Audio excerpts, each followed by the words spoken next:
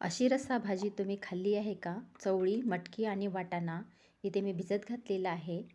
साधी, सोपी आणि टेस्टी रेसिपी. चला तर सुरुवात करूया. इथे मी पॅन गरम करायला ठेवलेला आहे आणि पॅनमध्ये मी मोहरी तडतडून घेणार आहे. कांदा लालसर फ्राय करून घेणार आहे. आलं लसणाची पेस्ट आणि त्यामध्ये मी टमॅटो टाकणार आहे. हे सगळं मिश्रण झाल्यावर मी हळद, तिखट, गरम मसाले टाकणार आहे आणि मी 2 चम्मच पोहे खायची इथे मी एस्वार घेतलेला आहे आणि तो कोमट पाण्यामध्ये भिजवून त्याची ग्रेव्ही मी या वाटणामध्ये टाकत आहे आणि चांगलं सगळं एकजीव करून घेत आहे. खूप टेस्टी भाजी होते. जरूर करून बघा आणि मला कमेंट करा.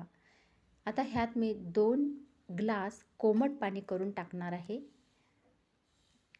आपली भाजी शिजायला अर्धा ग्लास पाणी लागणार आहे, त्यामुळे मी 2 ग्लास टाकलेले आहे आणि शिजून हे 1.5 ग्लास होणार आहे.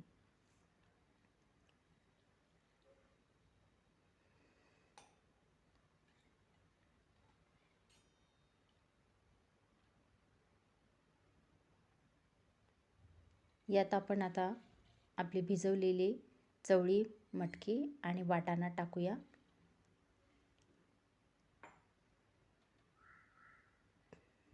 मिश्रण एकसारखं ढवळून घेऊया.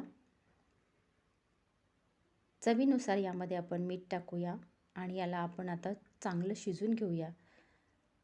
कोथिंबीर टाकूया, याने आपल्या भाजीचा टेस्ट आणखीन चांगला होईल. चला तर तयार आहे आपली रेसिपी. ह्याबरोबर भात आणि पातळ रस्सा भाजी सोबत भाकरी,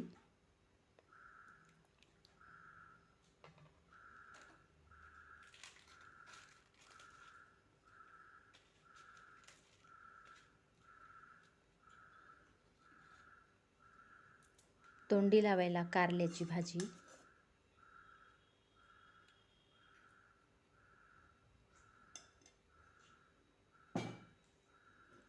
आणि कच्ची टमाट्याची चटणी. तयार आहे आपली महाराष्ट्रीयन थाळी. रेसिपी कशी वाटली नक्की सांगा, कमेंट करा, सबस्क्राईब करा. अशीच नवीन नवीन रेसिपी तुमच्यासाठी मी घेऊन येणार आहे. कमी मसाले आणि उत्तम भाज्या.